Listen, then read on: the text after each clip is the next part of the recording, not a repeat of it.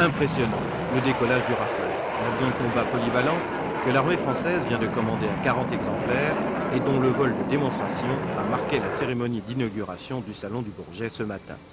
On ne savait d'ailleurs plus très bien qui était la véritable vedette entre le président Jacques Chirac et les deux ministres cohabitationnistes, Alain Richard pour la Défense et Jean-Paul Guessot pour les Transports.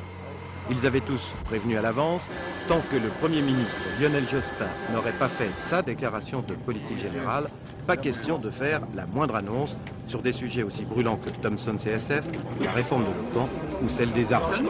Alors, la visite a surtout été l'occasion de passer en revue quelques-uns des 1800 exposants originaires de 43 pays et de s'informer sur quelques détails techniques, parfois un peu compliqués. Traduction, c'était la présentation des fusées de la compagnie chinoise La Grande Muraille de Chine qui espère grignoter le marché d'Ariane Espace.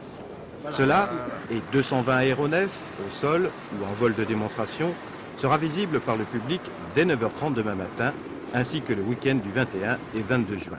La semaine du 16 au 20 étant réservée aux professionnels. Tout le monde attend désormais la venue de Lionel Jospin ici même, qui dans une semaine devrait faire connaître la nouvelle politique de son gouvernement en matière d'aéronautique et d'espace.